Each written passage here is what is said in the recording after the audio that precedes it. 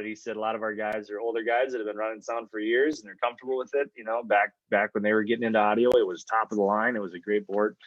But he said, now I'm seeing churches do in-ear monitors, and I'm seeing them able to control their live stream better. I'm seeing them able to do more with EQ, doing more with effects even. And he's like, how do you do that?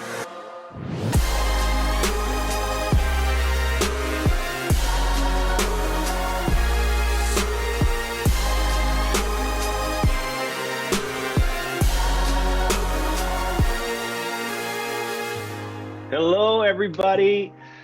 Welcome to Q&A with Red River Leadership. My name is John Dahl. And I'm Nolan. Thanks for joining us. We are excited to talk today.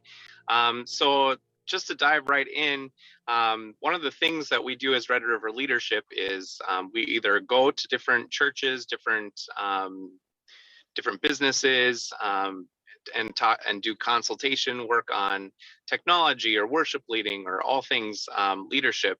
And this last week, John had a volunteer from a church come and visit and take a little tour of what they're up to as far as soundboard and lighting and all the different things. And so, John, why don't you take us a little bit about how that went?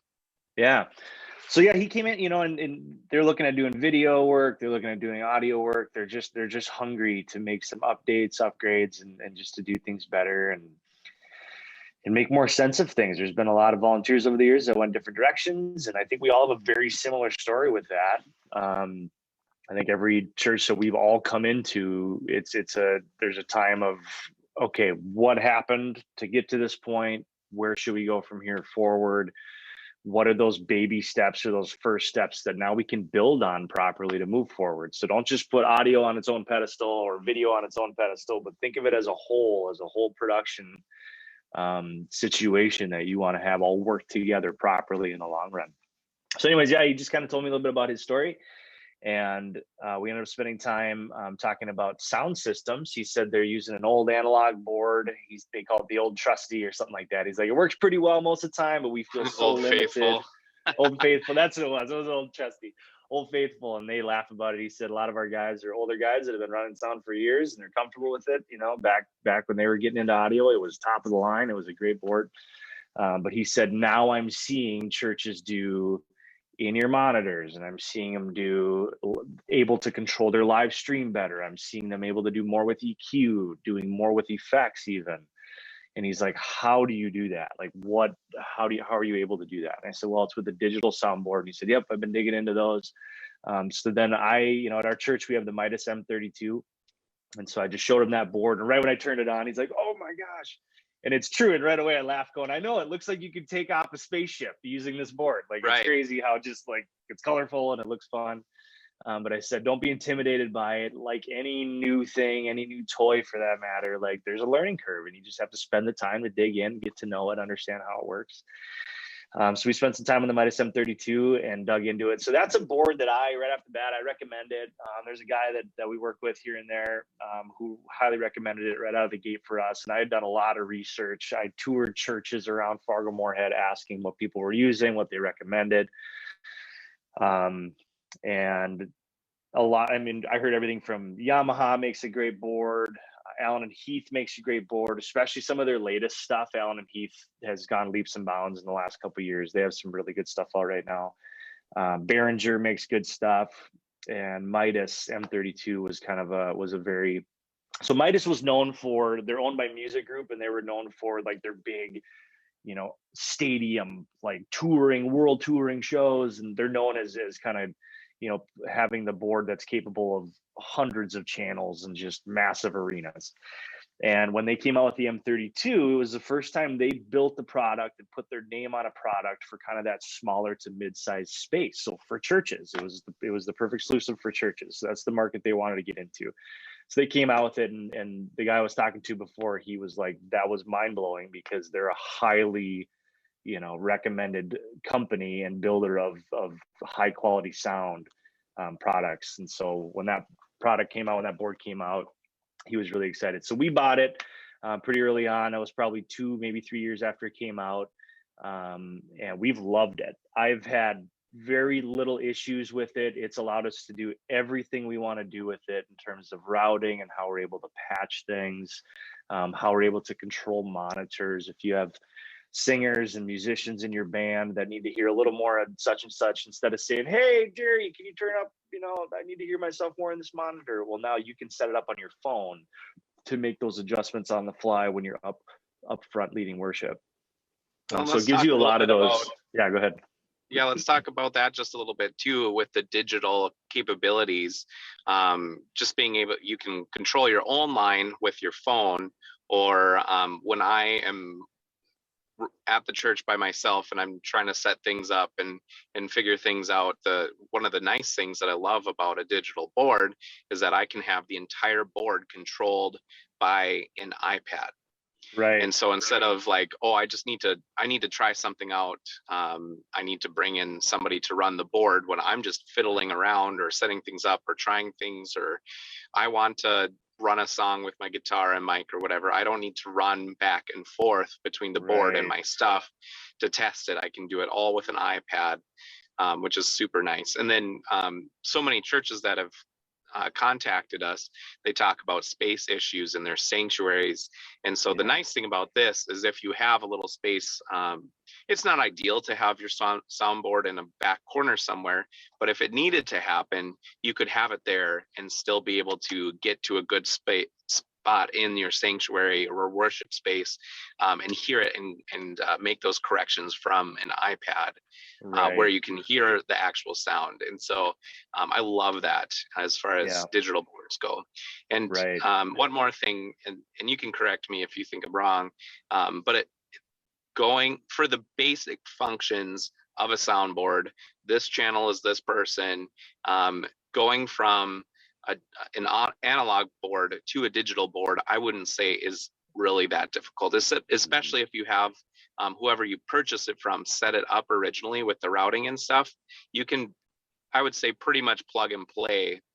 And then really the biggest learning curve is the stuff that you haven't utilized yet. But as far as like, we have a week between worship to worship, have somebody professional set it up Monday after worship, and you would be able to use the basic functions for church that next Sunday, regardless, is my opinion. Right. Yeah, I think you're right. I think that's important to know, like, well, I don't need 3 months to do it if you miss the COVID, vacation. Right. When I think like, when we first did it too, we were thinking, how much time are we going to need? And it's pretty plug and play. And the unique thing about nowadays is there's tons of tutorials on YouTube. Like if you're running into a thing, just go to Google, go to YouTube, punch in the specific thing you're running into. And there's some really great tutorials from worship leaders and worship directors like us that have put together really good, solid trainings on troubleshooting and how to do things. So, and we're always here to help you with that too along the way. The other, when it came to, because you did ask more about in your monitors and kind of what that looks like, just that the full control that you get with that is pretty fascinating. That really changed the game for us. And I didn't, when we were first moving into in-ears, I was like, is it a luxury being able to have your headphones in instead of a monitor in the front? Or is it something we needed to do? And we decided it was something we needed to do because it cleaned up our sound so much and our space so much. We were able to have full control of what we needed to do. And we were only able to do that with the digital board like that. There's other workarounds and things you can do with an analog board, but it's just a lot harder to manage it. And so we've talked about the M32 quite a bit. That's what Nolan and I have ran with the last handful of years. But there are, like I had said, this isn't us saying not to look at, do your research, dig into the new Yamahas they have out, dig into the new Allen and Heath, like I mentioned earlier. They make a great product too. So there's some really good ones. And if you have specific questions, feel free to reach out to us anytime. Yeah, and I would kind of compare it to like today's vehicle, right? Like you want a top of the line truck. If you are looking at the different like Ford, Chevy, whatever, you might have your preference because this one operates just a little bit different. But as far as like how they're built and how they're made and how good they are, most of them are, I would say, similar, right? They just Right. function a little differently, or to get to here, you have to go to a different place. But they're all good. And I would also say the Midas, I love the Midas, and the 32 stands for 32 channels, Channels. Yep. right? Just something basic there, I think we Yep. should mention. Yep. But if that, to for people who are a smaller church who are looking to save a little bit, both John and I have recommended the Behringer boards because they're owned by the same company, right, John? Yep. Yep. And super similar, but about half the price to go to that Yep. Behringer model. And Right. so for our outdoor services, we use a Behringer, but it's basically the same thing as the Right. M32. It's the same brains. It looks the same on the screen, a lot of the same inner workings. The only things you're really missing is some of the Midas hardware and then some of the Midas preamps that people go nuts about. And that's just slightly over my head. I mean, some of that stuff, you know, the way that the sound comes in and comes out specifically is built a little bit different between those boards. And that's why it's worth just that much more for it. But yeah, I mean, something to really consider there too.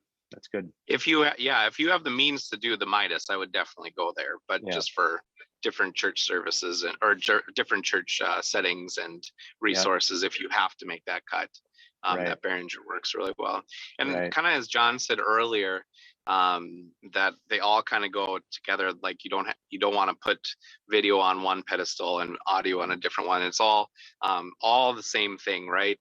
But I think about the sound kind of as we think of our body. If I'm not going to assign necessarily how it all works, but the soundboard to me would be like the heart, right? You might have all things that you need, right? But if you want to improve your video quality, look at the board first. If you want to improve the quality of something else, look at the board first, because everything runs off of there. And I would say for online worship, this has kind of been something that I've been thinking about a lot over the last year, but you will probably connect with more people if you have really great sound and lesser quality video versus great video and crappy sound.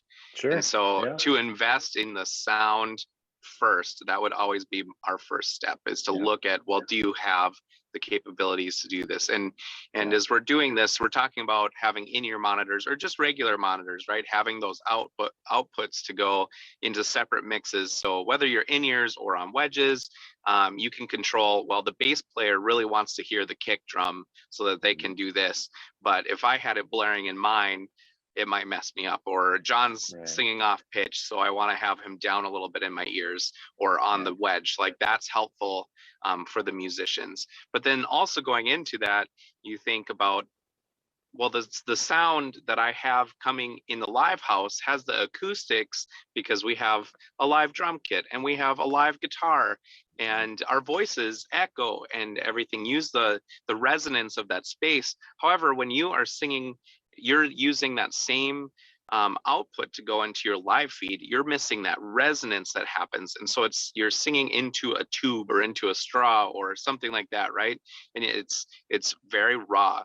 And so to have a separate channel to go into your live stream is super important, right? So you can mix it a little differently depending on space and all that those other things. But the nice thing about these digital boards is you have plenty of assignable outputs that you can correctly do that on the same board, right? Which gets a little bit tricky with an analog board. Right. Yep. And like you said, it's, you know, we've heard just horror stories from churches who spent thousands of dollars on a brand new video system because they needed to get on Facebook and YouTube, and we get it. You know, we're all trying to do that, but they got there and then called us going, well, we're still getting a buzzing sound. Well, what did you do with your audio? Did you know, oh, it's this old board we've had for years. Yeah, shoot, we should have started with that, you know, and that's just part of the deal. Like you might not know that and think that through, and it's making sure that your audio is taken care of before you're investing into video every time. Absolutely. Well, we hope that this video has been helpful for you today. If you are looking at boards, definitely look at the M32, but those digital board lines are awesome. If you have any questions outside of this topic, please reach out to us either here on Facebook, YouTube, or else email us at redriverworship.com or redriverworship@gmail.com. But we are grateful for this, and we will see you next week. Yeah, sounds good, guys. Thanks for joining us. We'll talk soon. All right. God bless. Bye-bye.